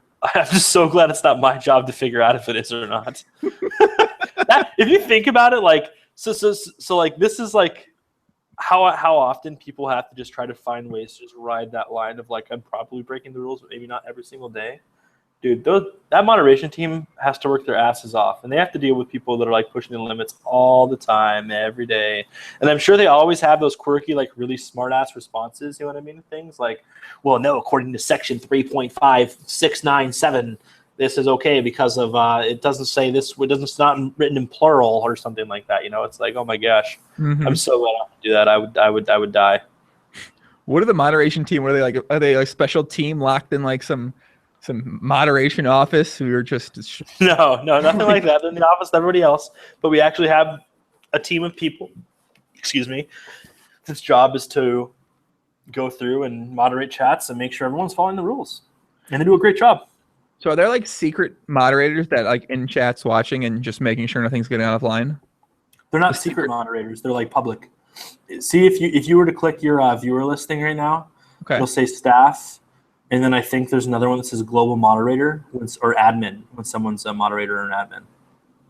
So it's like they're listed in your chat when they're there. Oh, okay, good. I don't have any here right now. I have a couple staff in here though. Shout out to G Myers in the chat. Oh, he's the man. He watches poker streams all the time. He's a beast. We talk about it whenever I see him work. What's his job there? That's a tricky question. I don't actually know what he does Not exactly. sure what he does, right? He watches Twitch streams for a living. He might do something with finance. I think he works with finance. Numbers guy? Yeah, I think he's a numbers guy. G Myers in the chat. Am I right? I'm a terrible person for not being able to answer that question, by the way. Yeah, I'm gonna be in so much trouble now. This guy. He says finance, yeah. See, I was right. Boom, finance. Yes. Hey man, way to know what other people do at Twitch Pop. That was like a high pressure situation right there. I would have looked like a total jerk if I didn't know that. I would have felt really terrible. Put you on the spot, huh? Yeah. What does a finance person at Twitch do? G Myers, what is a finance person at Twitch? What do they do exactly? Like everything. Billions of dollars from Amazon or something? All the time. I know. I send them expense reports all the time. You're like, we need $25,000 for Jason Somerville, otherwise he's gonna quit Twitch right now. No, they don't deal with that. That's what I would deal with. Oh, okay. Yeah. Can you ask him what? No, I can't. Tasanga on YouTube. That's a really great question, but I'm not gonna answer. I'm not gonna ask that question to myself during the chat. Let's see. It's a question for another stream, puppy. Guys, we'll take a couple more questions from you guys in the chat. If you guys have some good questions for Rumcakes, let me know. If people wanna, are you gonna be streaming at all? I know you. I think I maybe saw you stream a couple times, but very, very briefly, a very long time ago. Yeah. Unfortunately, no. I'm not going to be streaming at all until poker becomes zero gray area in California, and there's an actual site that's operating here by the books. I'll keep on doing my best to make appearances on different live streams from time to time as playing. And then, like I said, I think I'm going to do commentary at some point this week with David Tuckman for WSOP Europe for a few hours. And then I'll just keep on trying to appear in what I can. That's one thing that I really wish I could do more is I wish I could stream because I wish I could interact with the community more directly and answer more questions more often and stuff. It's something that I really value a lot is spending time with you guys. So couldn't you stream other things besides playing poker? Like I do a pretty good job of not streaming myself play poker because I hate the idea of it. But so like, what would I do? Would I stream podcasts? Like my podcast would suck in comparison to podcasts like this because I'm boring. So like I've tried to stream Hearthstone a little bit, but I'm honestly like I'm so bad at video games. Yeah. Like I do that occasionally, like probably 3 or 4 times a year. I'll like fire up Hearthstone, just get wrecked for a little while. But as you said, it doesn't matter if you're like if the goal is to interact with people, then that's not a bad thing. Like who cares if you suck? So, I mean, obviously you don't want to be a complete noob. It's important to have fun and be happy. And I hate being terrible at things so much. Me too. So I gotta have fun and be happy when I'm like lose 12 games of Hearthstone. I really don't feel good afterwards, so I'm not happy. I'm the same way. Like I've been working out with my new trainer, and we're just doing things that I've never done really before, and I'm terrible at it. And I'm just like, fuck, this is like, it's terrible, right? Like I understand I'm going to be terrible at it, but at the same time, it's so frustrating to just be bad at something when you're really good at something else or a couple other things. So I admire people who can really, really put it in perspective quickly and understand they're going to suck and just not let it get to them at all, because I can't do that quite yet. It still gets to me a little bit. Neither can I, unless I really, really, really want to put in all the time in the world to get good at something. Then it's different, because then I can just know that I'm just going to put all the time in I have and get better at it. Like, I don't have time to try to get good at Hearthstone right now because I'm too focused on work and poker. Yeah. What's the goal for your job? I mean, is it something where you can keep advancing in your job? You can keep sort of moving up, or is it just sort of dominating the space you're in right now, and then what comes from that? That's the PC answer, so you're going to say that. But no, I could definitely move up, for sure. We'll see if that opportunity ever presents itself. I do know for sure that Twitch will never pull me off of poker no matter what. If I somehow ended up working in another department completely tomorrow, they would not pull me off of poker. And that's been made very clear. Like when I recently took the promotion I took to handle the community development team, that was one of the things that was made very clear is you're gonna handle this team, but you're still gonna own poker. That's your thing because you've already established that the community already knows you, and the community you've already established the relationship with the community you have, and we don't want to mess with that at all. Cool. So I'll still be in poker no matter what I do, but yes, I could potentially move up more. I think you've done a really good job with communicating with all the people that stream poker, getting them excited, helping them out, giving I think that's something that you do extremely well. Like it's sort of it's cool to see someone who does so well at something like at this. It's pretty good it's because a lot of times in poker you deal with sites that appear to be rather inept at what they do, and they make some decisions. You're like, what the fuck are they doing? Whereas I feel like a lot of decisions Twitch poker makes, and the way you deal with the people is done in a very good way. And I think it's something that people can sort of look at and maybe figure out a way to incorporate that into their own lives, the way they deal with people in a way too. So you know what I mean? It's like I think you do a good job at it. Thank you, man. I appreciate that a lot. I definitely take a lot of pride in what I do, and I try not to be bad. I try not to stink, right? I try to perform, and I try to get results for everyone.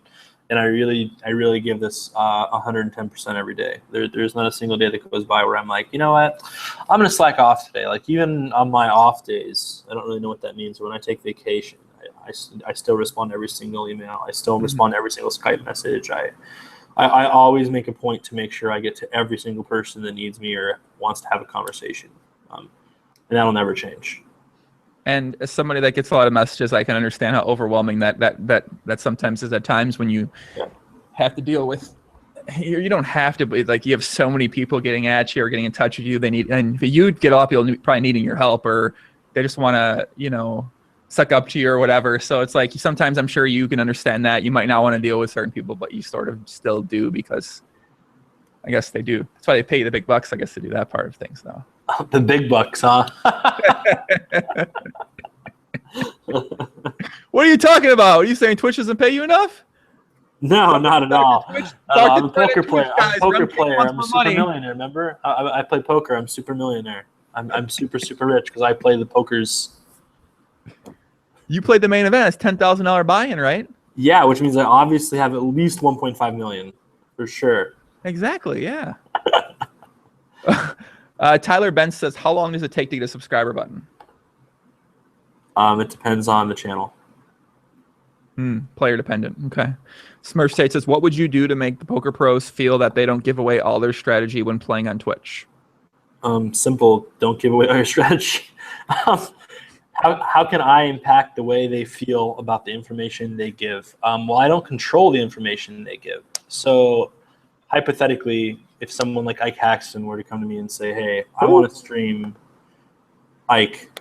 If someone like Ike were to come to me and say, I want to stream, but I don't want to give away information at high stakes. Who's Ike Haxton? Sorry. I would say my response would be, okay, well then don't go play 10NL and just play with the basics because your basics are going to be so much more advanced than the average Twitch viewer's poker that they'll still gain something from it. And the other thing is I would tell them that helping the average player get a little bit better is very important for the growth of poker long term. And just so for someone like Ike or Doug Polk, right? If they were to stream, like, even if they did give away all of their information, there's like a very, very small select few of people in the world that are actually good enough to even utilize the information they are getting or even understand that they're getting the information they are. Well, like those are people you don't want to get. Those are the people you don't want to give the information to. Like that's the exactly that's the point. Like when people say that to me, like when you don't want to give away like there are only a couple people who are going to be able to pick up this strategy. Well, yeah, those are the people I don't want to get to. Like, I don't want them to pick up strategy. Exactly, but we need to help the new player improve a little bit so their money goes further. You know what I mean? It's important because poker, if you're a recreational player, poker is an aspect of entertainment, and everyone has an entertainment budget. Whether they have that number actually set or not is on them, but everyone spends money on entertainment. And the longer that those people keep their money, the better. Like it's good when if people have $1,000 a year for poker and they can play for 10 months rather than 3 because they learned when to fold or when to fold a little more or something like that. Like that's great for poker. That means they're in your game longer. That means there's more money flowing. Like it's a good thing.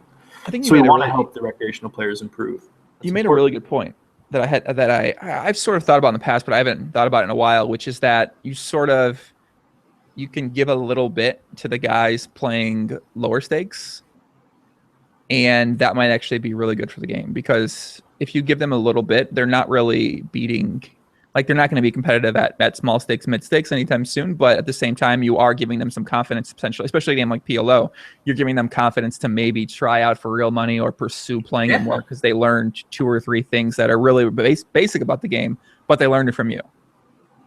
Yeah, I mean, you have to have that. Like giving them that confidence is so important. And like I said, like it's good for the sites if they last longer on the sites. It's good for poker stars if the new player if the average new player's money lasts longer than before, because there's more rake flowing. Like the money flows to the top 2 for the big guns. Like people shot take games every day, and eventually some guy goes to 10-0, and then someone either wins or someone takes his money and goes to 25, 50, 100, and just snowballs out of control. Right, the money flows to the top.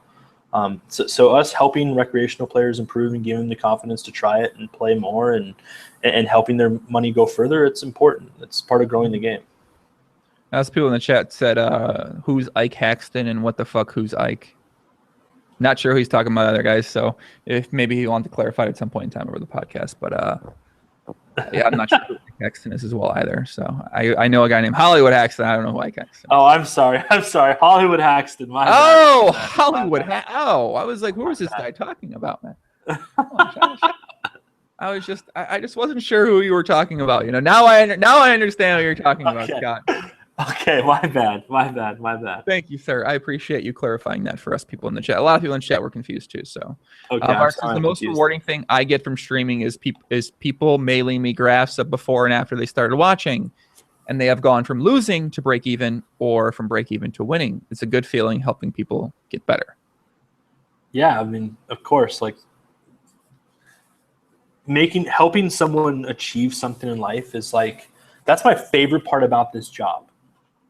Is like I get to help people achieve goals and help people, you know, improve their financial situations, grow in life, get more sponsorship, grow a brand.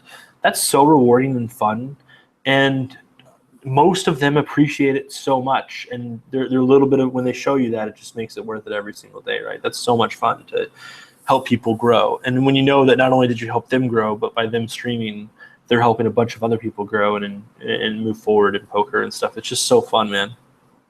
Yeah, I think Twitch is awesome for that. It really does. It's giving people a new opportunity to make something of themselves in poker. I think that's just it's a really cool thing. Obviously, you get some people that might be upset with that because they feel like these people are getting known and getting more well known than they are in poker, but they're not getting known for their actual poker ability. And you see a lot of resentment appear with a lot of people out there in the poker world.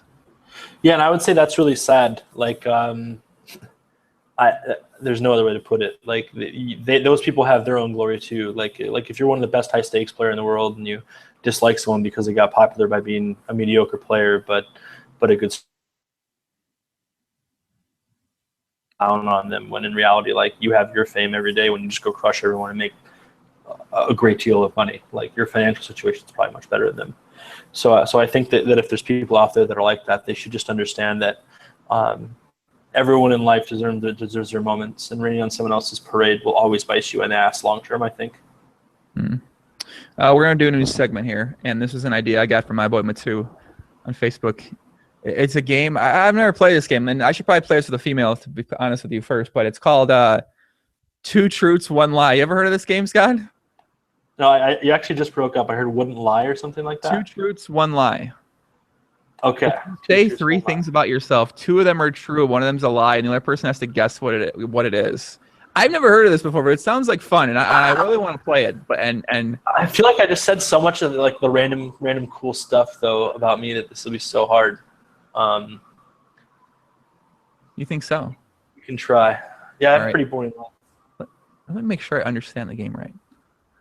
It's called Two Truths, One Lie. You have to tell the guest three things about you, everything like experiences or whatever. People tend to play this telling the other one experiences, for example. Oh, okay. All right. Okay, I'm going to try, okay? Yeah, stop giving I can't. Listen, this mic's very new for me, so I just fondle the microphone like a lover, and I can't help it. It's just right there in front of my face. It's huge. Look at this thing. I can't help it. I know I'm like playing with it like crazy, but I can't help it. All right, so two truths, one lie. I'm going to say three things, and then you're going to guess which one's a lie and truth, and then I'm going to do the same thing for you. So, all right, okay. Three things. One is, man, this might get inappropriate.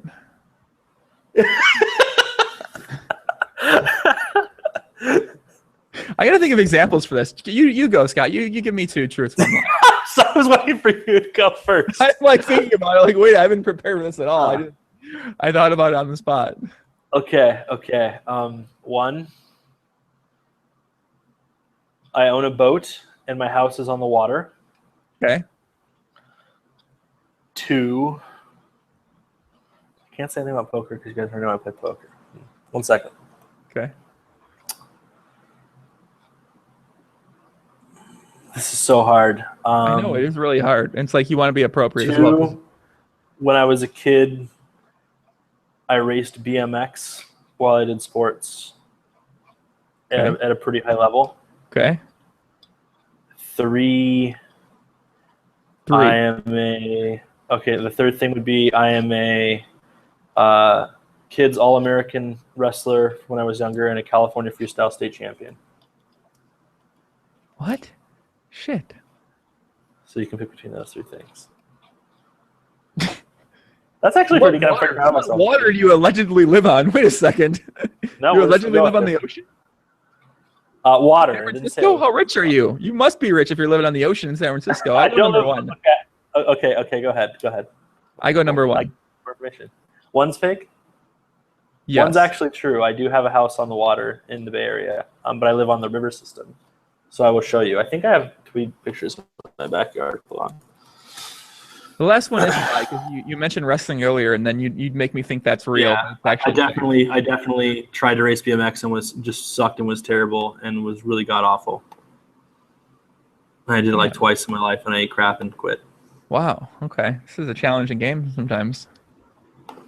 This is extra hard. The link to this, you have a link to this alleged house in the water? Yeah, this is a picture. Here's a picture from my dock. I have a dock in my backyard. I live on the river. There's a picture from my dock in my backyard. Let's see this. Yeah. Whoa, dude.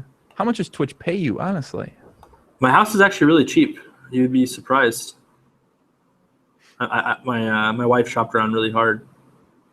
And you have a boat as well? I do. Very nice. Should I tweet a picture of the boat?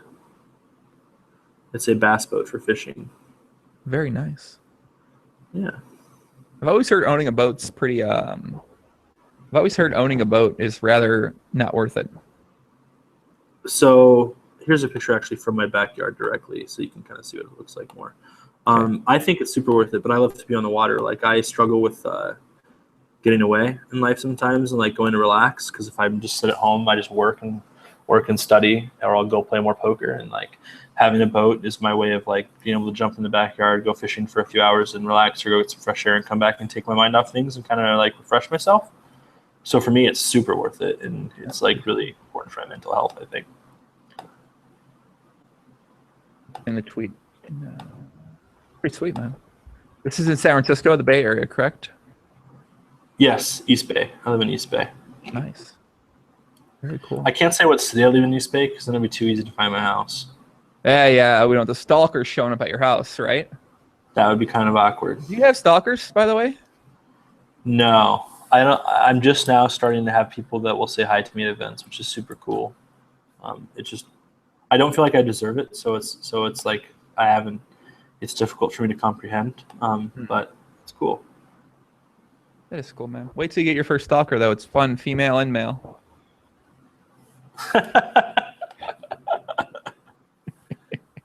They're fun to deal with. Let me tell you, they're fun. When I was much younger, I had a pretty hardcore stalker actually that I had to do like the whole restraining order thing and everything with. It was pretty bad. No, I really did when I was younger. Yeah, I had a girl like break into my house and stuff. It was pretty crazy. You had a girl break into your house when you were younger? I actually had a girl break into my house when I was 18 years old, and like right on my bathroom mirror and like lipstick. It was freaking crazy, man. So I've had one stalker a long time ago. No way. She broke into your house and wrote on the mirror. I swear to God. In lipstick. Yes, I swear to God. How'd she get into your house? That's impressive. I thought it was my friends trolling me, and like I got really angry. And then when I found out it wasn't them trolling me and they were really scared, I just wanted to leave my house for a while. It's a pretty epic experience. But yeah, so you got to do your game now. Now you got to say 3 things, and I got to guess. Oh yeah, 2 truths, 1 lie for me. Crap. Okay. All right. Truth and dare. Okay. Truth or 2 truths, 1 lie. All right.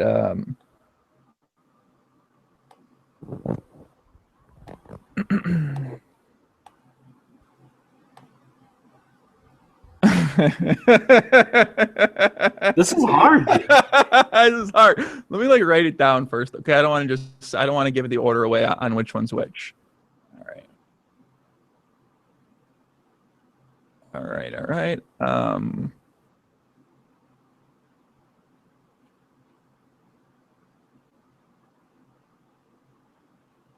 All right.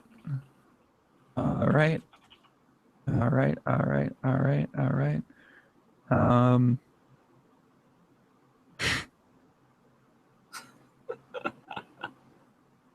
All right. Three truths, 2 truths, 1 lie. Okay.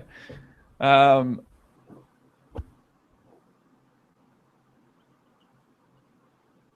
right, this is intense. Okay.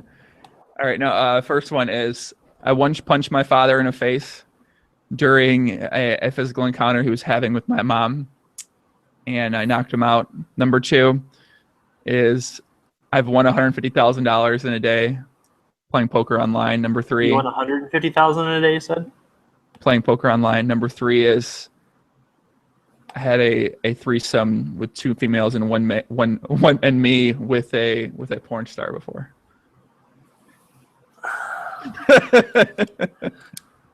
I'm terrified to even mess with number 1, so I'm gonna leave that one be. It's gotta be one of the other ones. I'm gonna say number 2, and I don't mean that in an insulting way. All right, that's number 1. Number 1's the lie. Number 1's a lie. Dude, that's like such. How can I guess that as a lie? That's like so big. Like, I'm not gonna be like, you probably never punched your father, and then you'd be like, I really did. It was terrible. And you'd be like, I'm so sorry. I'm an a-hole. That's not a fair lie. Why is that not a lie? It's an experience. I totally believe number 3. I totally believe number 3. Man, this game's awesome. I kind of like this game. That was like the most GTO approach to that game ever. You literally picked one where like it's like bad if I pick it and bad if I don't. Yeah, that one's pretty. Man, I'm gonna like this game, man. I got to play this game in the future. Thank you for the game. Shout out for the game, man. Constance says, "Love your podcast, Joey. Greetings from Chaborskia, Russia." Wow. Yo, much love, Russian. Much love, Russian puppies. Much love. But what else? So, Scott, what else you got lined up here? You're going to run up Reno. You going to maybe go to Prague, you said? I'm going to run up Reno. Then I'm going to Best Bet Jacksonville WPT. Then I'm going to Poker on Air and playing on their game. I don't know if they've announced that yet, though. I'm surprised they said that. That's on December 1st, though. So now I just said that. I'm playing on there. They have more of a higher stakes game than normal playing I'll do. Then I go to PCA. Then I go to Monte Carlo. What? And I go to Vegas 2 or 3 times in between all that. And then I go back to the World Series probably. Monte Carlo? What are you talking about? Monte Carlo? Yeah. They're sending you to Monte. Will you go? Do they send you there? Part of it. Okay. People in the chat want to know the porn star. That's a fair question. Why is that bad? She's a porn star. Would you really No, care? I agree, but like it's gonna be weird thinking about guys gonna go watch your porn and think about me having sex with the porn star. That's a little weird, you know? Oh, come on! Now you're being full of yourself. They might not necessarily think about you. They just might want to know what an evening in the life of Joe Ingram was like. Yeah, I'll tell that later. So yeah, I'm traveling a lot. Yeah, man, you're a professional traveler.